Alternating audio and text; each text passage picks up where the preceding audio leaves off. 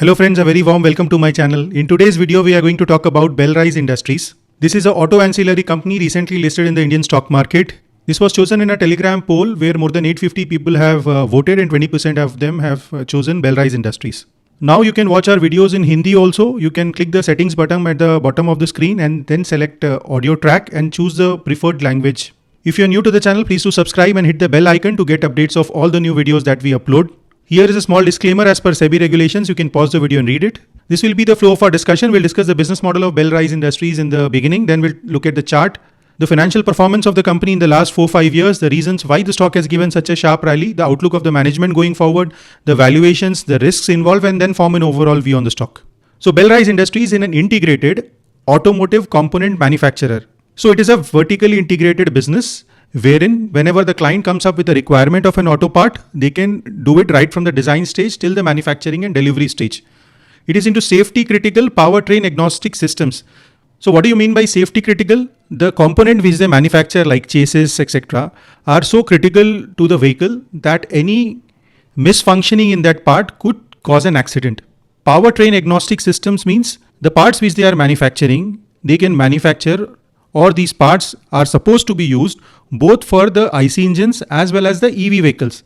So even if the vehicles transform into EV over a longer period of time, the business of this company will not get impacted as they will continue to manufacture these parts for the EV vehicles as well. This is something which is very important, which you have to see in all the auto ancillaries companies which you study from here onwards, as there is a transition happening in India from IC engine to EV vehicles. When you talk about the segments, they manufacture products for two-wheelers, three-wheelers, passenger vehicles, commercial vehicles, as well as the agricultural vehicles. They have 24% market share in India's two-wheeler sheet metal component segment. They have long-standing relations with more than 30 OEMs in India as well as abroad. Out of the total two-wheeler chassis that are running in India, 1 out of 4 are manufactured by this company. So by this example, you can understand the market share of this company. They have 17 facilities in 10 cities and 9 states, and they are already working on opening new manufacturing facilities. It's a highly automated manufacturing unit where heavy use of robotics is involved. They have more than 800 welding robots in their manufacturing unit. In terms of capacity, they have more than 60,000 MTPA capacity with around 64% utilization at the current levels. So this company is moving from a component supplier towards a system solution provider. Now, what do we mean by this?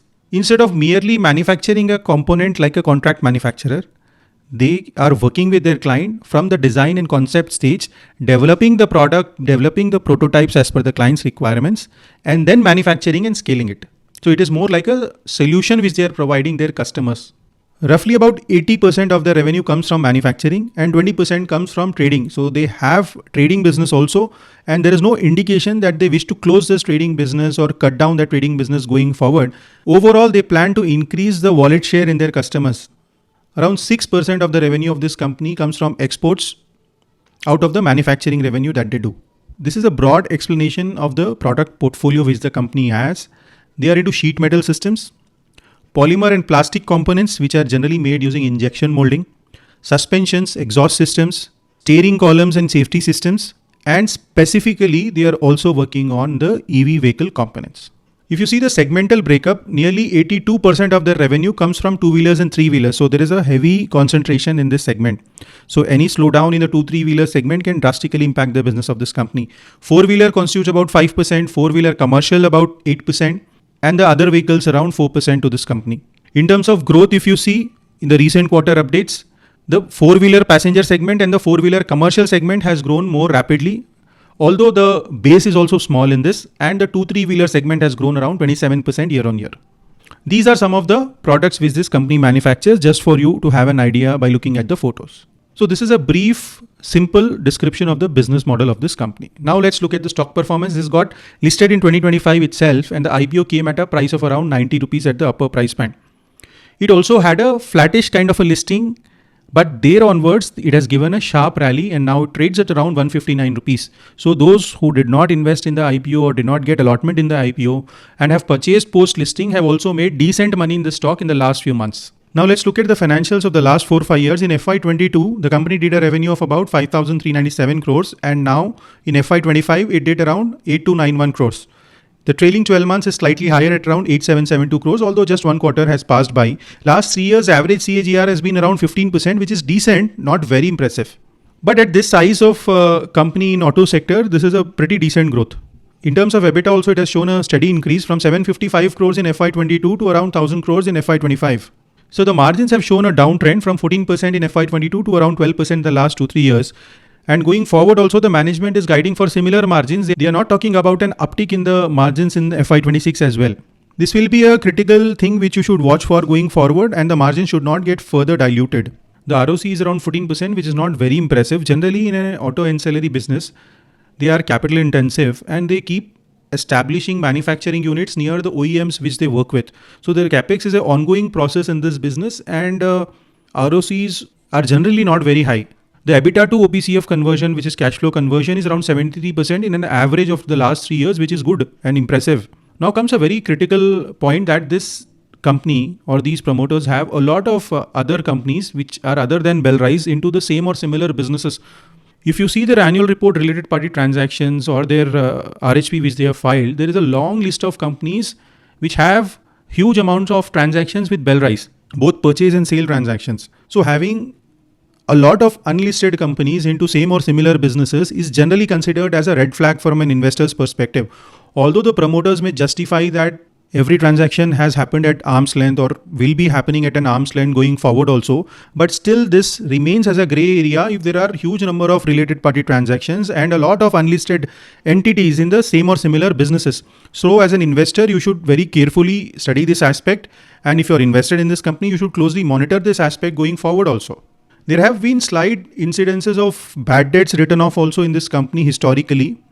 So you'll also have to monitor whether the debtors are fully receivable or not going forward. Here is a glimpse of the related party transactions. I have given only 1/3 of the transactions on the screen. So by this you can see that there is a long list of related parties this company has. Now what led to the rally in the stock in the last few months? The results of Q1 were good, impressive. The company used the IPO funds to deleverage their balance sheet and repay the debt, which impressed the investors and cleaned their balance sheet, improved their profitability from a PAT perspective.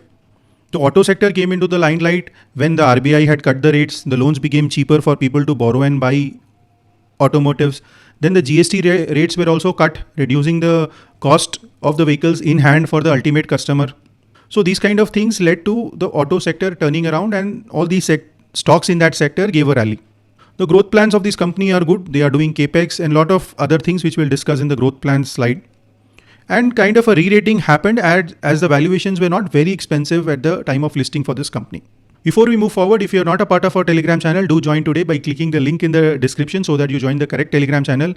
More than 8,500 people are a part of our Telegram channel and they are in touch with me on an everyday basis.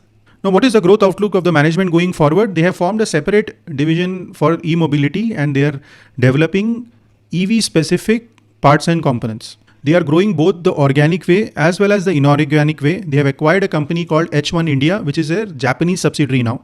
They've also acquired a company called Mag Filters. They are doing capex and expanding their capacities, coming up with new manufacturing units. They are shifting from a supplier to a tier 0.5 partner. Now, this is interesting for you to understand that merely a supplier is a manufacturer of auto components and a supplier. Tier 0.5 partner is somebody which works very closely with their customers to develop the product right from the scratch and is more of a solution provider. Then the price matters less compared to just a component manufacturer. They will focus on exports and expand the exports from this 6% revenue to more going forward. They are planning to double their revenue from four-wheelers and commercial vehicles in the next 2-3 years. So their dependency on the two-wheeler segment will go down after this. So they are taking the right steps going forward. They will focus on increasing the higher content per vehicle. So whatever parts they are supplying for a particular vehicle, they will increase the number of components so that they get higher wallet share from their customers. They have formed a separate company and they will focus on defense and aerospace sector also going forward because they have the manufacturing capabilities. They have to do the R&D, take the approvals and enter this space. They have planned a capex of around 800 crores in the next couple of years, that is FY26 and 27. They recently acquired company H1 will get ramped up and contribute about 250-300 crores of revenue every year. Going forward, they have guided for similar margins of 12-12.5% at EBITDA level, but they have not guided for specific revenue growth in FY26 or FY27.